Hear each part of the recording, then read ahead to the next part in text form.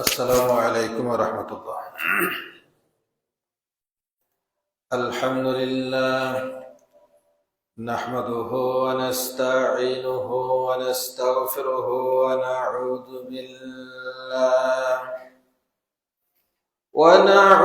بالله من شرور أنفسنا ومن سيئات أعمالنا.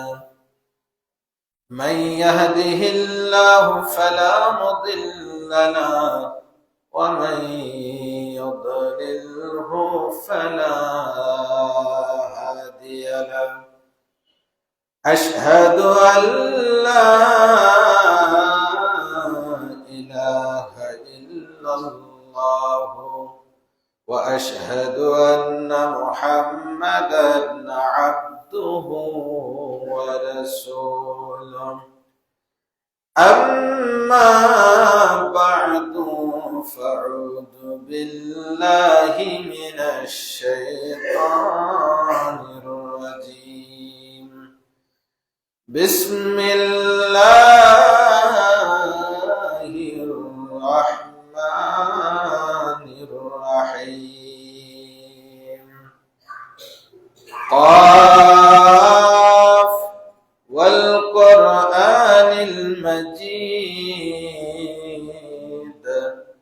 بل عجبوا أن جاءهم منذر منهم فقال الكافرون هذا شيء عجيب. أإذا متنا وكنا ترابا ذلك رجع بعيد. قد علمنا ما تنقص الأرض منهم وعندنا كتاب حفيظ. بارك الله لنا ولكم في القرآن العظيم ونفعنا وإياكم بالآيات وذكر الحكيم. إنه تعالى جواد كريم مالك بالرؤوف الرحيم.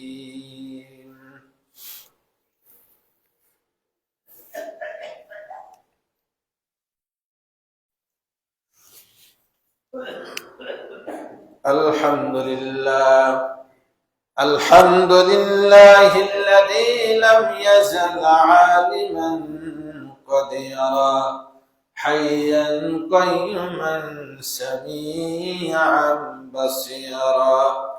أشهد أن لا إله إلا الله وأشهد أن محمدا عبده ورسوله. أما بعد فأعوذ بالله من الشيطان الرجيم. بسم الله الرحمن الرحيم. وسارعوا إلى مغفرة من ربكم وجنة عرضها السماوات والأرض أعدت للمتقين.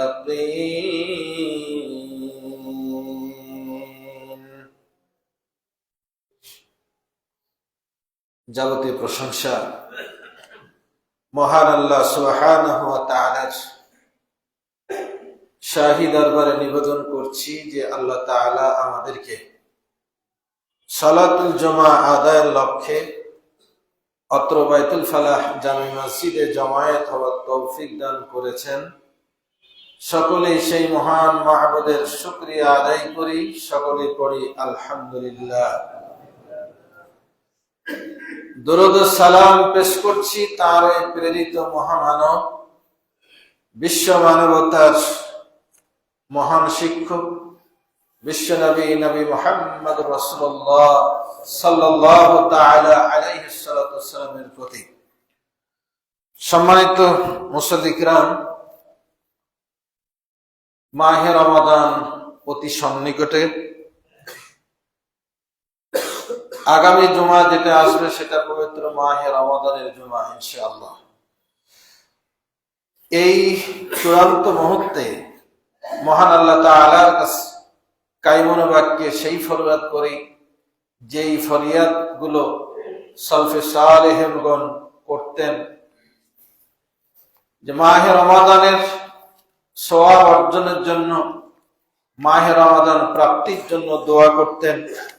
মহান আল্লাহ তাআলার কাছে দোয়া করি আল্লাহ তাআলা যেন আমাদের সকলকে সামনের মাহে রমাদান আমাদের সকলের নসিবে দান করেন, মাহে রমাদানের সওয়াব হাসিলের তৌফিক দান করেন, মাহে রমাদান আমাদেরকে দান করে আমাদের জীবনের গুনাহগুলো যেন আমরা মাফ করে নিতে পারি আল্লাহ তাআলার কাছে সেই তৌফিক যেন দান করেন, আল্লাহুম্মা আমিন। ইনশাআল্লাহ আগামী জুমা থেকে মাহে রমাদান কেন্দ্রিক আলোচনা হবে। আজকে আমরা বাকি যে আলোচনা ছিল গত জুমার, সেই আলোচনাটুকু আজকে রাখবো ইনশাআল্লাহ। সেটি ছিল একজন মুমিন ব্যক্তির জীবনের লক্ষ্য এবং উদ্দেশ্য কি। আমরা দুনিয়াতে অনেকে লক্ষ্য স্থির করেছি যে একটু ব্যক্তিগত সফলতা, চাকরি বাকরি, বাড়ি গাড়ি, ক্ষমতা, এই ধরনের একটা লক্ষ্য স্থির করে আমরা পার্থিব জীবন কেন্দ্রিক আমরা জীবন যাপন করছি। কিন্তু একজন মুমিন হিসাবে, একজন মুসলিম হিসাবে এমনটি করা কখনোই উচিত নয়। একজন মুমিন ব্যক্তির কি লক্ষ্য হবে জীবনের, তার উদ্দেশ্য কি, তার টার্গেটটা কি হওয়া উচিত, আমরা সে বিষয় নিয়ে আলোচনা করছিলাম। গত জুমায় আমরা এই বিষয়ে 3টা পয়েন্ট উল্লেখ করেছিলাম যে একজন মুমিন জীবনের অন্যতম উদ্দেশ্য হলো আল্লাহ তাআলার ইবাদত করা। দ্বিতীয় যে বিষয়টি আলোচনা করেছিলাম সেটি হলো একজন মুমিন ব্যক্তির উদ্দেশ্যই হবে আল্লাহ তাআলার সন্তুষ্টি অর্জনের জন্য চেষ্টা করা। তৃতীয় যে বিষয়টি আমরা আলোচনা করেছিলাম সেটি হলো একজন মুমিনের লক্ষ্য এবং উদ্দেশ্য, টার্গেট হলো সৌভাগ্য অর্জনের চেষ্টা করা। কোরআন এবং সুন্নাহ থেকে আমরা জানতে চেষ্টা করি আর কি কি লক্ষ্য বা উদ্দেশ্য হওয়া উচিত একজন মুমিন জীবনের। কোরআনুল হাকিমের সূরা আল ইমরানের 133 নম্বর আয়াত, যেটি আমি খুতবার প্রারম্ভে তেলাওয়াত করেছি, এই আলোকে বলতে পারা যায় একজন মুমিনের জীবনের অন্যতম টার্গেট, অন্যতম একটি লক্ষ্য এবং উদ্দেশ্য হওয়া উচিত যে সে নেক আমলে প্রতিযোগিতা করবে, নেক আমল করতে উৎসাহী হবে, দৌড়ে যাবে, বেশি বেশি নেক আমল করবে। কিন্তু দুর্ভাগ্যজনক হলো সত্য, আমরা প্রতিযোগিতায় লিপ্ত মরীচিকার পিছনে, পার্থিব সম্মান, খ্যাতি, পার্থিব ভোগ বিলাস, প্রভাব প্রতিপত্তি ইত্যাদি লাভের জন্যই আমাদের প্রতিযোগিতা। কিন্তু আল্লাহ সুবহানাহু ওয়া তাআলা একজন মুমিন ব্যক্তিকে কোন বিষয়ে প্রতিযোগিতা করতে বলেছেন? আল্লাহ তাআলা এই আয়াতে বলছেন, ওয়াসারিউ ইলা মাগফিরাতিম মির রাব্বিকুম,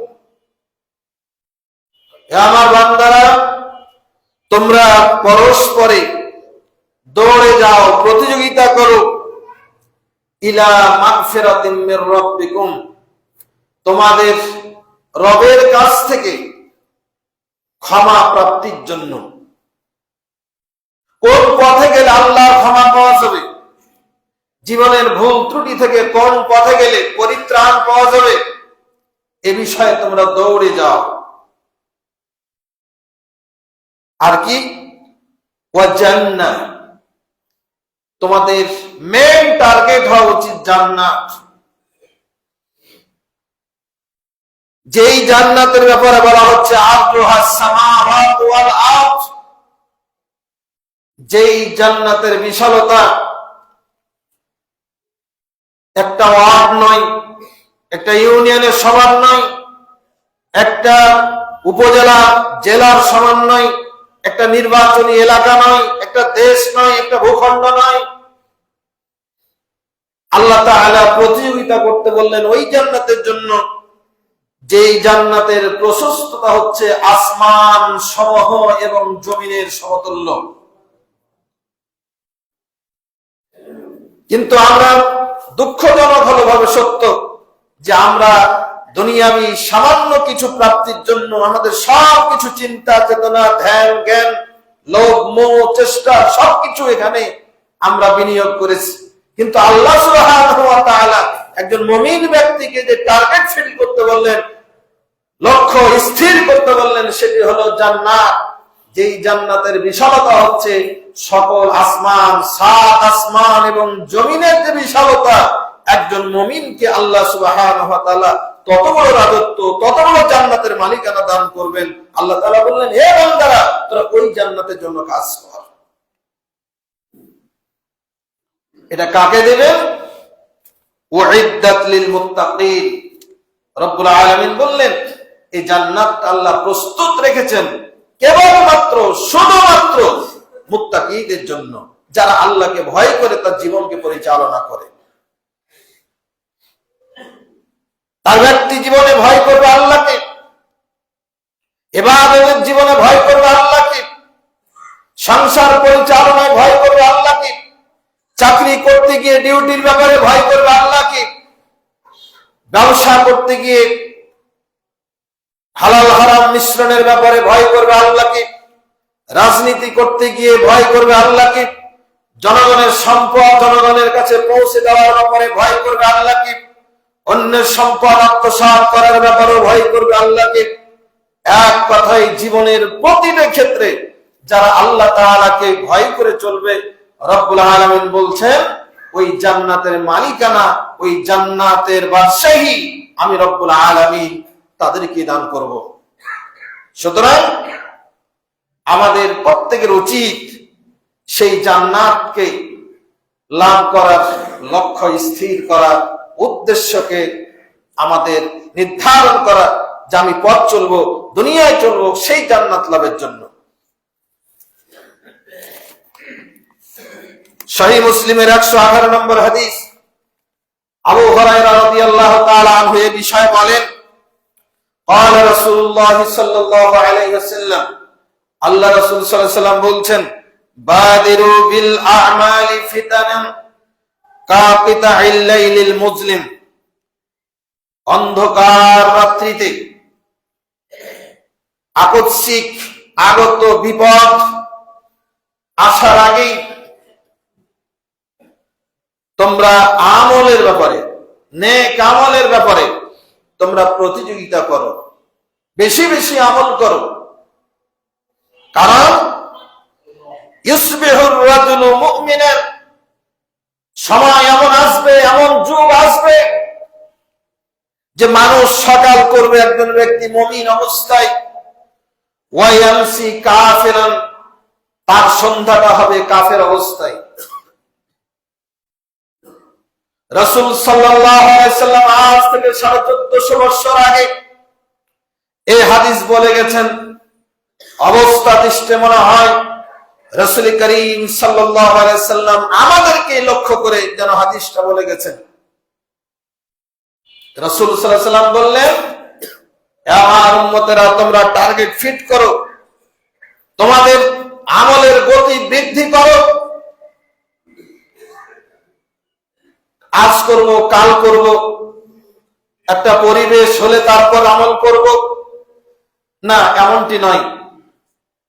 চিন্তা যখন এসেছে এখনই শুরু করো, সন্ধ্যা হওয়ার আগে তুমি আমলে গতি বৃদ্ধি করো, লক্ষ্যকে স্থির করো। কারণ সময় এমন আসবে, এমন একটা সময় চলে আসবে, একজন মানুষ সকাল করবে মুমিন অবস্থায়, সন্ধ্যাবেলায় সে কাফের হয়ে যাবে।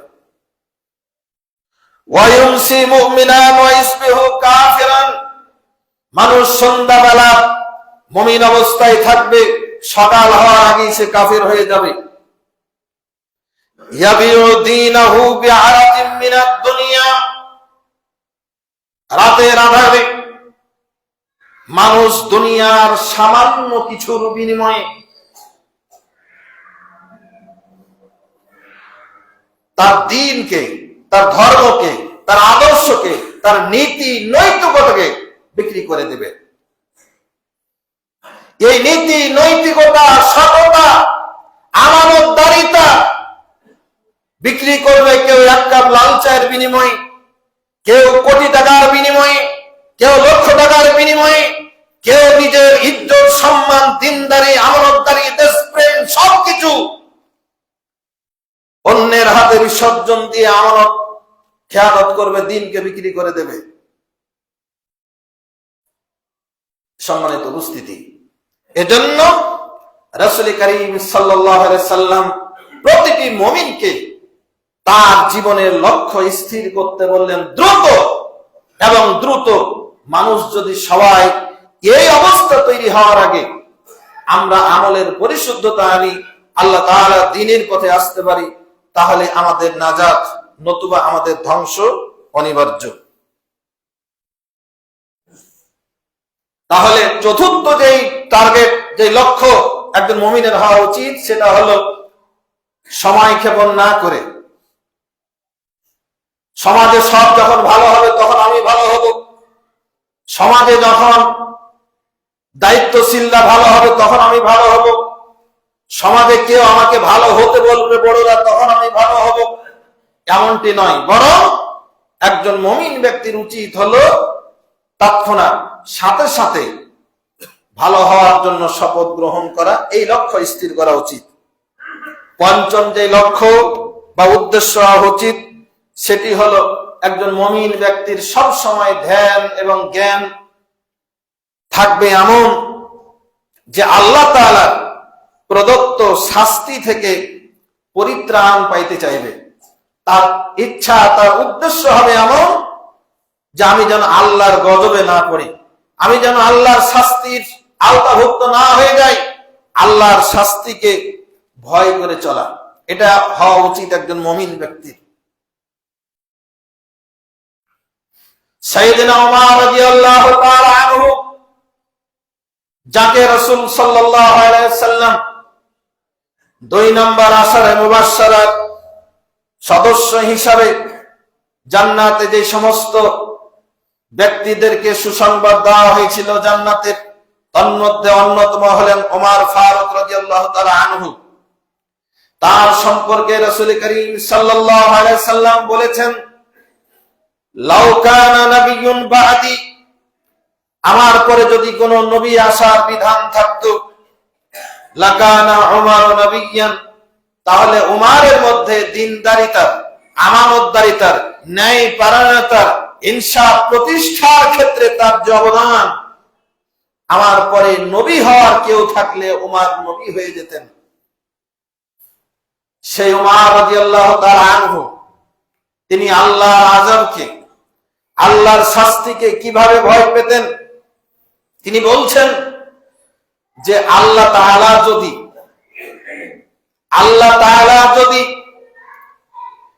তাম পৃথিবীবাসীর মধ্য থেকে বাছাই করে একজন মানুষকে আল্লাহ জাহান্নামে দেয়, তিনি তার এ বিষয়ে এতটা ভয় করতেন যে আমার মনে হয় ওই একজন আমি হয়ে যাব। এতটা ভয় করে চলতেন যে আল্লাহ যদি এই পৃথিবীর মধ্যে একজন মানুষকে জাহান্নামে দেয় বাছাই করে, তাহলে সেই ব্যক্তিটা হয়তো আমি হয়ে যাব। এজন্য হযরত ওমর রাদিয়াল্লাহু তাআলা আনহু সদা সর্বদা আল্লাহর বাঁচার জন্য তিনি পেরেশান থাকতেন। আর আমাদের অবস্থাটা কি? আমাদের অবস্থাটা হলো আমরা প্রত্যেকেই ফেরেশতা তুল্য মনে করি। নিজের জীবনের ভুল দেখার সময় আমাদের নেই। আমরা যে যে অ্যাঙ্গেলে, যে যে পরিবেশে, যে যে দলে, যে যে ভাবে আমরা জীবন যাপন করি, আমরা মনে করি আমরাই ভালো, আর পৃথিবীতে কেউ ভালো নাই। এটা মুমিন জীবনের উদ্দেশ্য হওয়া উচিত নয়। মুমিন ব্যক্তি সব সময় নিজেকে অপরাধী ভেবে আল্লাহর কাছে সারেন্ডার করবে, নিজেকে সব সময় আল্লাহর আযাব থেকে বাঁচতে চেষ্টা করবে। যদি কেউ বাঁচতে চেষ্টা করে, আল্লাহ সুবহানাহু ওয়া তাআলা সূরা আরাফের 96 নম্বর আয়াতের মধ্যে বলছেন, ওয়ালাউ আন্না আহলাল কুরা আমানু ওয়াত্তাকাউ লাফাতাহনা আলাইহিম বারাকাতিম মিনাস সামাই ওয়াল আরদ। কোন জনপদের বাসীরা যদি ঈমান আনে, ওয়াত্তাকাউ এবং আল্লাহকে ভয় করে চলে, লাফাতাহনা আলাইহিম বারাকাতিম মিনাস সামাই ওয়াল আরদ, অবশ্যই অবশ্যই আমি তাদের জন্য আসমান এবং জমিনের বরকতের সব দরজা আমি খুলে দেব। শর্ত কি? ঈমান আনতে হবে এবং আল্লাহকে ভয় করতে হবে। ওয়ালাকিন কাযযাবু, কিন্তু অধিকাংশ মানুষ কিন্তু তারা এই কাজটা না করে, মানুষের এই কাজটা না করে তারা আমার আয়াতকে, তারা ঈমান আনাকে, আল্লাহকে ভয় করাকে অস্বীকার করেছে। ফাআখাযনাহুম বিমা কানু ইয়াকসিবুন, ফলে আমি রব্বুল আলামিন তাদের এই কৃতকর্মের দরুন আমি তাদেরকে শাস্তি দিয়ে, আযাব দিয়ে, ব্যর্থ করে দিয়ে তার লক্ষ্য উদ্দেশ্যে আমি তাকে গ্রেফতার করেছি। সম্মানিত উপস্থিতি, তাহলে একজন মুমিন ব্যক্তির পঞ্চম যে লক্ষ্য এবং উদ্দেশ্য হওয়া উচিত, সেটা হলো সব সময় আল্লাহকে ভয় করে আল্লাহর আযাব থেকে বাঁচতে চেষ্টা করবে। খোদ রাসূল করিম সাল্লাল্লাহু আলাইহি ওয়াসাল্লাম তিনি বলছেন, ওয়াল্লাহি, আল্লাহর কসম, আমি আল্লাহর কাছে দৈনিক 100 বার আমি ইস্তেগফার কামনা করি, আল্লাহর কাছে ক্ষমা চাই। অথচ আমরা জানি রাসূল করিম সাল্লাল্লাহু আলাইহি ওয়াসাল্লামের জীবনের কোনো গুনাহ ছিল না। শুকরিয়াতান, আল্লাহ যে তার জীবনের গুনাহ মাফ করেছেন, এজন্য তিনি আল্লাহর কাছে আরো বেশি বেশি ক্ষমা চাইতেন। এখান থেকে একজন মুমিন ব্যক্তির শিক্ষা নেওয়া উচিত। আল্লাহ রাসূল সাল্লাল্লাহু আলাইহি সাল্লাম দৈনিক যদি 100 বার ক্ষমা চাই, আমি আপনি পাপী তাপী মানুষ, আমরা কয়বার আল্লাহর কাছে নিজের জীবনের পাপগুলো অনুশোচনা করে আমরা ক্ষমা চেয়েছি? মুখ দিয়ে শুধু তওবা আস্তাগফিরুল্লাহ তওবা আস্তাগফিরুল্লাহ আমরা পড়ি অনেকে, এটার নাম মৌখিক অনুশোচনা নাই, পাপবোধ নাই, শুধু তওবা আস্তাগফিরুল্লাহ আস্তাগফিরুল্লাহ আস্তাগফিরুল্লাহ বললাম, এটার নাম আসলে ইস্তেগফার নয়। ইস্তেগফার হলো কোনটা? আমি যে ভুলটা করেছি, আল্লাহকে মনে মনে বলা, আল্লাহ এই ভুলটা আমার হয়ে গেছে, আমি স্বীকার করছি, আল্লাহ তুমি আমাকে ক্ষমা করে দাও, আর কোনোদিন এই কাজটা করব না। এর নাম ইস্তেগফার। তখন আপনি মনে মনে কথাগুলো বলেন, আস্তাগফিরুল্লাহ, আল্লাহ তোমার কাছ থেকে আমি ক্ষমা চাচ্ছি, ওয়া আতুবু ইলাইক, আল্লাহ আমি তওবা করছি, ভুল স্বীকার করছি, আর এই পাপ পথে কোনোদিন পা বাড়াবো না। সম্মানিত উপস্থিতি, তাহলে আমরা যদি নিজেকে মুমিন হিসাবে আল্লাহর তালিকাভুক্ত হতে চাই, তাহলে আমাদেরকে আল্লাহর শাস্তি থেকে বাঁচার জন্য চেষ্টা করতে হবে এবং এটা কি জীবনের একটা লক্ষ্য বানাতে হবে। একজন মুমিন ব্যক্তির জীবনের ষষ্ঠ লক্ষ্য এবং উদ্দেশ্য হওয়া উচিত যে সে নিজে শুধু ভালো হবে এমনটি নয়, সৎ কর্মশীল মানুষ তৈরি করবে। একজন মুমিন ব্যক্তির অন্যতম একটা লক্ষ্য উদ্দেশ্য হওয়া উচিত যে সে শুধু নিজে ভালো হয়ে চলবে এমনটি নয়, সে সৎ কর্মশীল মানুষ তৈরির জন্য দাওয়াত ও তাবলীগের কাজ করবে, মানুষকে ভালো হওয়ার পরামর্শ দিবে, ভালো হওয়ার জন্য সেই ধরনের পরিবেশ তৈরি করবে, আঞ্জাম দেবে।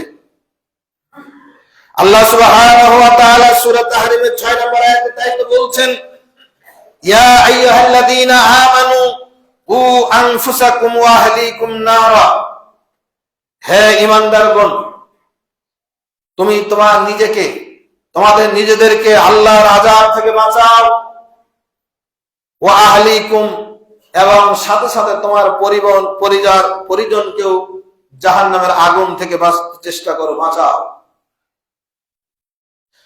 আল্লাহ সুবহানাহু ওয়া তাআলা সূরা আল ইমরানের 110 নম্বর আয়াতে বলছেন, কুনতুম খায়রা উম্মাতিন উখরিজাত লিন-নাস তা'মুরুনা বিল মা'রুফ ওয়া তানহাউনা আনিল মুনকার, তোমরাই শ্রেষ্ঠ জাতি, উখরিজাত লিন-নাস, তোমাদেরকে মানুষের কল্যাণের জন্যই তৈরি করা হয়েছে, সৃষ্টি করা হয়েছে। তোমরা তখন শ্রেষ্ঠ হবে। তা'মুরুনা বিল মা'রুফ, তোমরা মানুষকে ভালো কাজের আদেশ করবে। ওয়া তানহাউনা আনিল মুনকার, মানুষকে অন্যায় কাজ থেকে ফিরিয়ে রাখবে। এক কথায় সৎ কর্মশীল জনগোষ্ঠী, সৎ মানুষ তৈরির জন্য চেষ্টা যদি করো, তাহলে আমি রব্বুল আলামিন বলছি তোমরাই হচ্ছে শ্রেষ্ঠ জাতি। এজন্য একজন মুমিন ব্যক্তির লক্ষ্য হওয়া উচিত যে আমি নিজে ভালো পথে চলবো, অন্যকেও ভালো পথ দেখাবো, ভালো রাস্তা দেখাবো, এটি হওয়া উচিত। নিজে খারাপ পথে চলবো আবার অন্যকেও খারাপ বানাবো, এটা কোনো মুমিনের কোনো কাজ হতে পারে না।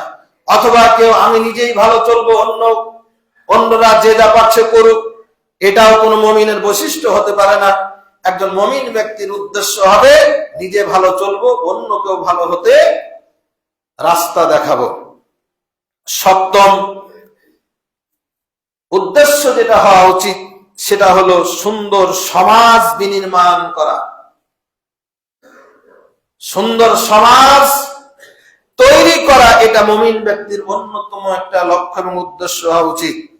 আল্লাহ সুবহানাহু ওয়া তাআলা বলছেন সূরা নূরের 55 নম্বর আয়াতে, ওয়া'দাল্লাহুল লাযীনা আমানু মিনকুম ওয়া আমিলুস সালিহাত, যদি তোমরা সুন্দর সমাজ বিনির্মাণ করতে চাও, তাহলে আমি রব্বুল আলামিন ওয়াদা করলাম, যদি সমাজটাকে ভালো করতে চাও, সমাজে একটা সুশান্তি বয়ে যাক, সমাজে আল্লাহর আইন জারি থাকুক, সমাজটা আল্লাহ দেখানো নিয়ম পথ অনুযায়ী চলুক, এটা যদি কোনো মানুষ চায়, তাহলে আল্লাহ বলছেন ওয়াদাল্লাহ, আল্লাহ তাআলা ওয়াদা করেছেন, আল্লাযীনা আমানু মিনকুম, তোমাদের মধ্যে যারা ঈমানদার, ওয়া আমিলুস সালিহাত, সৎ কর্ম যারা পালন করবে, সমাজ বিনির্মাণের জন্য যত সৎ কাজ আছে এই কাজগুলো যারা করবে, আল্লাহ ওয়াদা করছেন লা ইয়াস্তাখলিফান্নাহুম ফিল আরদ, আমি রব্বুল আলামিন তোমাদেরকে জমিনের খলিফা বানিয়ে দেব, মালিকানা তোমাদের দান করব।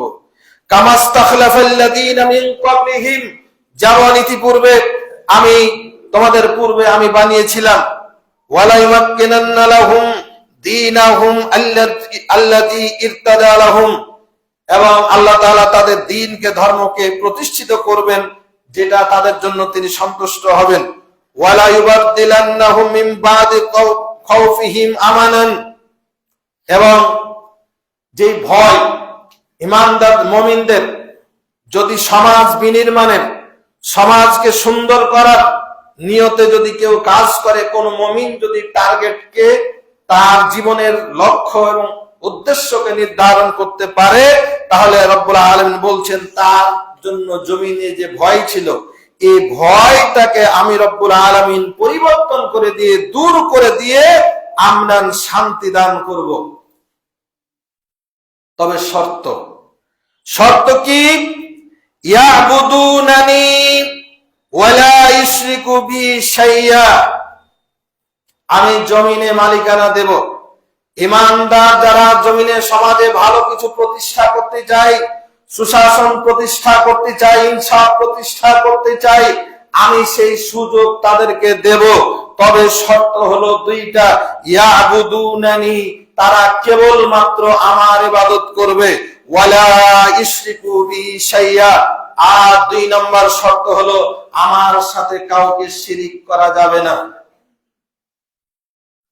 এই 2টা শর্ত যদি কোন মুসলমান তার জীবনের লক্ষ্য এবং উদ্দেশ্য ফিট করতে পারে, আমি আল্লাহর ইবাদত ছাড়া কারো ইবাদত করব না, আর আল্লাহর সাথে কাউকে শরীক করব না, আল্লাহর সাথে শরীক হয় এমন কোন মজলিসে যাব না, আল্লাহর সাথে শরীক হয় এমন কিছুকে প্রমোট করব না, মুশরিকদের সন্তুষ্ট, মুশরিকদের আনুকূল্য, মুশরিকদের সমর্থন পাওয়ার জন্য তাদেরকে আমরা প্রমোট করব না, উৎসাহিত দেব না।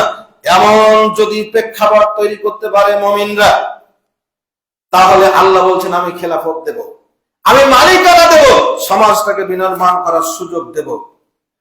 কিন্তু আমরা ব্যর্থ হই কখন? যখন আমরা আল্লাহর ইবাদত না করি। আমরা চেষ্টা করার পরও ব্যর্থ হই কখন? যখন আমাদের মধ্যে শিরক বাসা বেঁধে থাকে। শিরকে, মুশরিককে যখন আমরা ভালোবাসা দেখাতে যাই, মুশরিকদের সমর্থন নিয়ে আমরা আগে যেতে চাই, তখন আল্লাহ বললেন থাম, এটা আমার ওয়াদা না। আমার ওয়াদা হলো, আমার ঘোষণা হলো, আমি তোমাদেরকে ইমানদারদেরকে খেলাফত দেব, ইমানদারদেরকে মালিকানা দেব। শর্ত হলো ইয়াবুদুনানি, নিখুঁত ভাবে শুধুমাত্র আমার ইবাদত করতে হবে। যে ঘোষণাটা তোমরা নামাজের মধ্যে দাও, কি সেটা? ইয়াকা নাবুদু ওয়া ইয়াকা নাস্তাঈন, আমরা একমাত্র তোমার ইবাদত করি, তোমার কাছে সাহায্য চাই। এই ঘোষণায় যদি বলিয়ান হতে পারো, ইবাদত হবে আল্লাহ, সাহায্য চাইতে হবে একমাত্র আল্লাহর, কোন মুশরিকের নয়, কোন পাপিষ্ঠের নয়।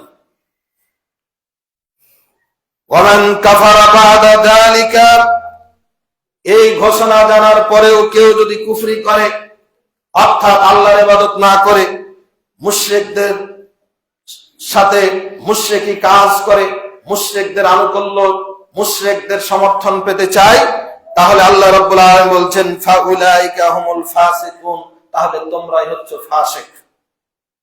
সম্মানিত উপস্থিতি, আল্লাহ সুবহানাহু ওয়া তাআলা আমরা মুমিন হিসাবে যেন এই লক্ষ্যটা স্থির করতে পারি যে আমরা সমাজ বিনির্মাণ করব। শুধু আমরা সমাজ বিনির্মাণ মানে একজন মানুষের শুধু ভোট নেওয়া, একজন মানুষের শুধু সমর্থন নেওয়া, এর মান সমাজ বিনির্মাণ নয়। সমাজ বিনির্মাণ হলো সমাজের প্রতিটা সেক্টরের মানুষের কাছে তাওহীদের, আল্লাহর ভয় জাগ্রত করা।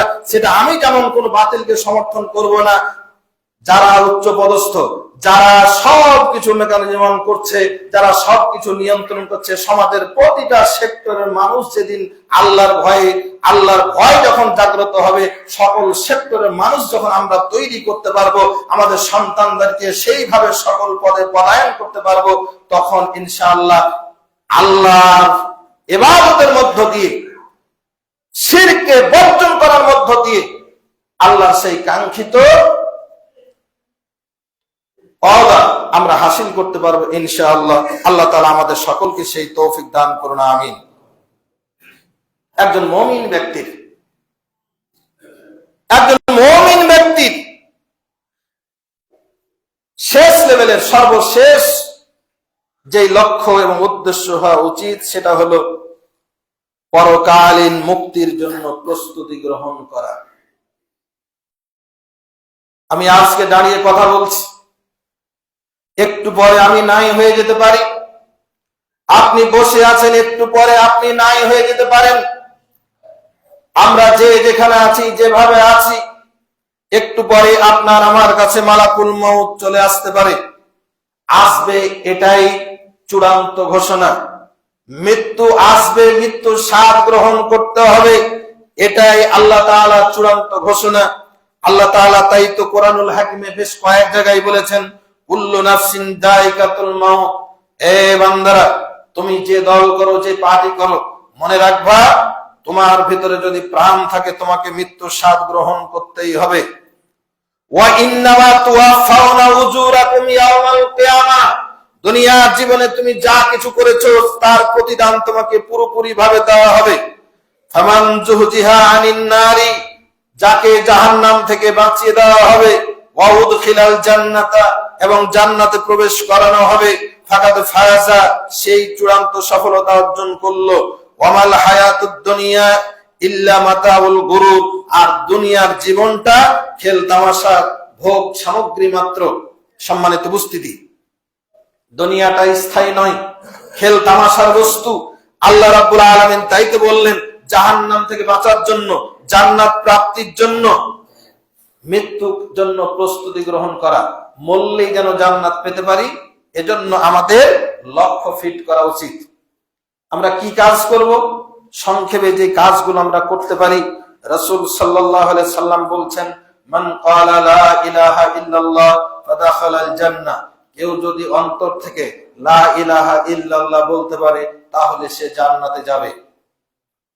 অন্তর থেকে বলুন, অন্তর থেকে আমরা ঘোষণা দিই, লা ইলাহা, মানি না কোনো ইলাকে, মানি না কোনো ইলাকে, আল্লাহ ছাড়া কোনো আইনদাতা, জীবনদাতা, বিধানদাতা কেউ নেই। এই ঘোষণা যদি দিতে পারি, মানে একজনকে, তিনি হলেন আল্লাহ, এই ঘোষণা যে দিবে সে জান্নাতে যাবে। আমরা আর একটি কাজ করার চেষ্টা করি মৃত্যুর প্রস্তুতি হিসাবে। রাসূল সাল্লাল্লাহু আলাইহি ওয়াসাল্লাম বলছেন, মান কানা আখিরু কালামিহি লা ইলাহা ইল্লাল্লাহ দাখালাল জান্নাহ, যার শেষ কথা হবে লা ইলাহা ইল্লাল্লাহ, সে জান্নাতে যাবে। শেষ কথা কোনটা আমি জানি না, কখন কোন কথাটা আমার শেষ হবে। এজন্য সময় পেলেই মুখ দিয়ে বলা উচিত লা ইলাহা ইল্লাল্লাহ।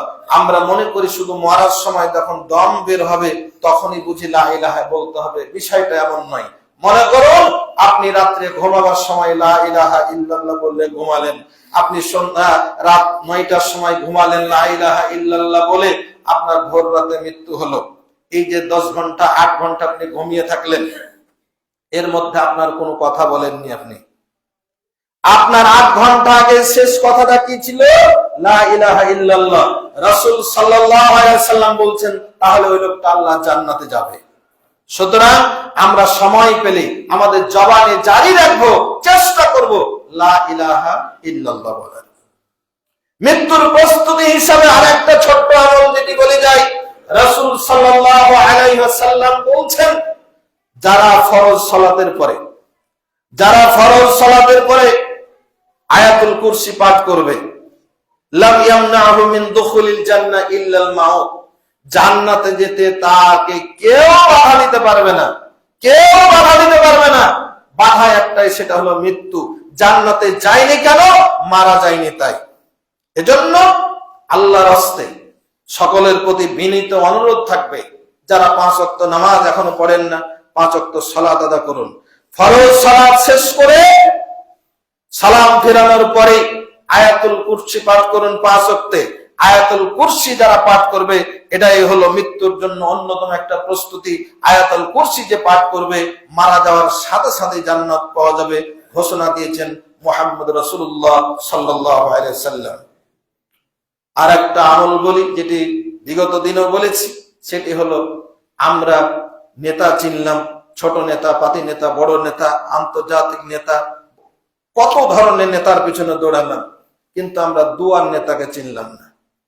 দুয়ার নেতা কেটা? সেই নেতার পিছনে দৌড়াতে পারলাম না। দুয়ার নেতা মানে সাইয়্যিদুল ইস্তিগফার, ক্ষমা প্রার্থনার যে দোয়া, সেটার হলো লিডার, সেটার হলো সর্দার। সেটা কি? আল্লাহুম্মা আনতা রাব্বি লা ইলাহা ইল্লা আনতা খালাকতানি, এই যে একটা দোয়া আছে, এই দোয়াটাকে বলা হয় সাইয়্যিদুল ইস্তিগফার। এই দোয়া সম্পর্কে রাসূল সাল্লাল্লাহু আলাইহি ওয়াসাল্লাম বলছেন, যারা মাগরিবের নামাজের পরে, ফরজ সালাতের পরে জায়নামাজে বসে যারা এই দোয়াটা পড়বে, ফজরের আগে রাত্রিবেলাতে যদি তার মৃত্যু হয়, তাহলে সেই লোকটা জান্নাতে যাবে, জান্নাতে প্রবেশ করবে। আর ফজরের নামাজে কেউ যদি ফরজ সালাতের পরে এই সাইয়্যিদুল ইস্তিগফার পাঠ করে, সূর্য ডোবার আগে যদি তার মৃত্যু হয়, তাহলে সেই লোকটা জান্নাতে যাবে। সুবহানাল্লাহ। তাহলে একজন মানুষ হয় দিনে মরবে, না হয়তো রাতে মরবে।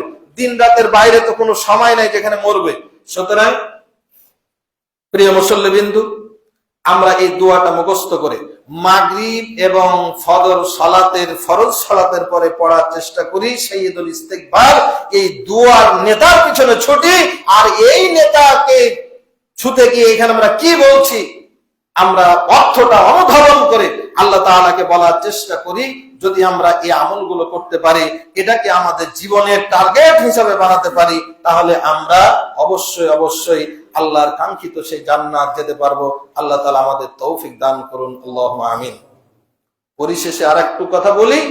রাসূল সাল্লাল্লাহু আলাইহি সাল্লাম বলছেন, মান কাতালা ফি সাবিলিল্লাহি ফাওয়াকানাকা ওয়াজাবাত লাহুল জান্নাহ। বাতিলরা চিরদিন চেষ্টা করবে ন্যায়কে দমিয়ে দিতে, বাতিলরা চিরদিন চেষ্টা করবে হককে ধ্বংস করে দিতে। এই প্রচেষ্টা যুগে যুগে ছিল, আছে এবং থাকবে। হক ও বাতিলের দ্বন্দ্ব চিরন্তন, এটা থাকবেই। কোন মুমিন ব্যক্তি যদি বাতিলের সঙ্গে মোকাবেলায় যদি অল্প সময় দিতে পারে, অল্প সময় মানে আমরা যে গাভী দুহি, গাভী দহন করতে গিয়ে খানিক দহন করলেন, দিয়ে আর দুধ বের হচ্ছে না, তখন করি কি, বাছুরটাকে আবার লাগাই। আর একটু বাছুরটা যখন টেনে টেনে করলো, আবার টেনে দিয়ে দ্বিতীয়বার আবার লাগাই। এই যে মধ্যখানে যে একটু বিরতি দিলেন, উটেরও এইভাবে বিরতি দেওয়া হয়। রাসূল সাল্লাল্লাহু আলাইহি ওয়াসাল্লাম বললেন, একটা উটকে দুইবার দহন করার আগে মধ্যখানে বাছুর লাগাইয়া যে দুধ পান করা হয়, বিরতি দেওয়া হয়। এই বিরতিকালীন সময় কেউ যদি আল্লাহর রাস্তায় জিহাদ করতে পারে, আল্লাহর দ্বীনকে বিজয়ের জন্য চেষ্টা করতে পারে, যুগে যুগে চেষ্টা করবে, এই চেষ্টা দ্বারা এই অল্প সময় করবে, আল্লাহ রাসূল সাল্লাল্লাহু আলাইহি ওয়াসাল্লাম বলছেন, ফাদাখালা ওয়াজাবাত লাহুল জান্নাহ, তার জন্য জান্নাত ওয়াজিব হয়ে যাবে। সুতরাং একজন মুমিন কখনো নিরাশ হয় না, মুমিন কখনো নিরাশ হয় না। আজাবান লিআমরিল মুমিন, রাসূল সাল্লাল্লাহু আলাইহি ওয়াসাল্লাম বলছেন, মুমিনের জীবনটাই হলো আশ্চর্যজনক। যদি তার জীবনে সফলতা আসে, ফাশাকারা, যদি শুকরিয়া আদায় করে, ফাকানা খায়রুল্লাহ, এটা তার জন্য কল্যাণকর। ওয়াইন আসাবাতুহু দাররা, যদি তার জীবনে বিপদ আসে, ব্যর্থতা আসে, পরাজয় নেমে আসে, আর যদি ধৈর্য ধারণ করে, ফাকানা খায়রুল্লাহ, এটাও তার জন্য কল্যাণকর। মুমিন বাঁচলেও লাখ টাকা তার জীবন, মরলেও তার জীবনে সফলতা। মুমিন জীবনের ব্যর্থতা বলে কোনো জিনিস নাই। সুতরাং আমরা আমাদের জীবনের লক্ষ্য এবং উদ্দেশ্য ফিট করব মৃত্যুর পরবর্তী জীবনের সফলতার জন্য। আল্লাহ সুবহানাহু ওয়া তাআলা আমাদের সকলকেই মৃত্যুর পরবর্তী চূড়ান্ত লেভেলের যে জীবন, সেই জীবনের জন্য প্রস্তুতি আমরা গ্রহণ করব, সেটা কি লক্ষ্য এবং উদ্দেশ্য স্থির করব। আল্লাহ সুবহানাহু ওয়া তাআলা যেন আমাদেরকে সেই লক্ষ্য এবং উদ্দেশ্য ফিট করার তৌফিক দান করেন, আল্লাহুম্মা আমিন। আল্লাহ সুবহানাহু ওয়া তাআলার কাছে কায়মুল ওয়াক্তে জুমার খুতবায় ফরিয়াদ জানাই, রব্বুল আলামিন, তুমি আমাদের ভুল ভ্রান্তিগুলো মাফ করে দাও। রব্বুল আলামিন, তোমার কাছে ফরিয়াদ জানাই, আমাদের প্রাণপ্রিয় মাতৃভূমি বাংলাদেশকে তুমি হেফাজত করো, আমাদের এই অঞ্চলকে হেফাজত করো। যারা নতুন ভাবে ক্ষমতায় যাচ্ছে, সরকারি দল, বিরোধী দল, যারা নেতৃত্বে আসলো, আল্লাহ তোমার কাছে খাস করে ফরিয়াদ করি, সকলকে তুমি ইসলামের জন্য কবুল করো। কেউ যেন ইসলাম বিরোধী কোনো কর্মকাণ্ডে না যায়, জাতিকে যেন ইসলাম বিরোধী কর্মকাণ্ডে উৎসাহিত না করে, সেই তৌফিক তুমি দান করো। আল্লাহ এ দেশের মানুষকে তুমি শান্তি দান করো। আল্লাহ এ দেশের শাসক শাসিত সকলকে ইসলামের জন্য কল্যাণ কবুল করো। রব্বুল আলামিন, তোমার কাছে ফরিয়াদ জানাচ্ছি, আমরা মুমিন, আমাদের ভুল ত্রুটি আছে, আমাদের ভুল ত্রুটিগুলো তুমি ক্ষমা করো। রব্বুল আলামিন, একজন মুমিনের যে টার্গেট হওয়া উচিত, লক্ষ্য উদ্দেশ্য স্থির করা উচিত, আমাদেরকে যে দুইটি জুমায় আমরা লক্ষ্য এবং উদ্দেশ্যের কথাগুলো বললাম, আমাদের সবার জীবনের লক্ষ্য এবং উদ্দেশ্য এগুলোকে বানিয়ে দাও, আমিন। আল্লাহ, আমাদের মাঝ থেকে অনেকের আত্মীয় স্বজন প্রিয়জন কবরে চলে গেছেন, রব্বুল আলামিন, তুমি তাদের কবরকে তুমি জান্নাতের টুকরোয় পরিণত করে দাও। রব্বুল আলামিন, আমরাও জানি না কখন আমাদের হায়াত শেষ হয়ে যাবে, মরণের আগে পরিপূর্ণ ঈমান নিয়ে যাওয়ার তৌফিক দান করো, আমিন। আল্লাহ, তোমার কাছে ফরিয়াদ, তুমি আমাদের 5 ওয়াক্ত নামাজি বানাই দাও, তুমি আমাদেরকে সৎ মানুষ হিসেবে কবুল করো, আমাদের মধ্যে সকল প্রকার অরাজকতা হানাহানি, মারামারি, কাটাকাটি, প্রভাব বিস্তারকারী এই ধরনের আচরণ থেকে আমাদেরকে হেফাজত করে তোমার দ্বীনের পথে সকলকে আমাদেরকে কবুল করো। তোমাকে যেন আমরা আত্মসমর্পণ করতে পারি তোমার কাছে, সেই তৌফিক তুমি দান করো। আমিন। রব্বানা আতিনা ফিদ দুনিয়া হাসানাতাও ওয়া ফিল আখিরাতি হাসানাতাও ওয়া কিনা আযাবান নার। আল্লাহর সামনে রমাদান, আগামী বুধবার দিবাগত রাতেই হয়তো রমাদান শুরু হয়ে যাবে। আল্লাহ এই কটা দিনের জন্য আমাদের হায়াত শেষ করিও না। আল্লাহ তুমি আমাদেরকে রমাদান পর্যন্ত হায়াত বৃদ্ধি করে দাও। আল্লাহ রমাদান যেন সুস্থভাবে আমরা পালন করতে পারি সেই তৌফিক তুমি দান করো। আল্লাহ রমাদানে যারা সিন্ডিকেট করে দ্রব্যমূল্যের দাম বৃদ্ধি করার নিয়ত করেছেন তাদেরকে তুমি হেদায়েত দাও রব্বুল আলামিন। যারা রমাদানে শুধু ব্যবসা করার নিয়ত করেছেন তাদেরকে নিয়ত পরিবর্তন করার তৌফিক দাও। আল্লাহ আমাদেরকে ইবাদতের ব্যবসা করার তৌফিক দান করো। রব্বানা তাকাব্বাল মিন্না ইন্নাকা আনতাস সামিউল আলিম ওয়া তুব আলাইনা ইন্নাকা আনতাত তাওয়াবুর রহিম। সুবহান রাব্বিকা রাব্বিল ইজ্জাতি আম্মা ইয়াসিফুন ওয়া সালামুন আলাল মুরসালিন ওয়ালহামদুলিল্লাহি রাব্বিল আলামিন।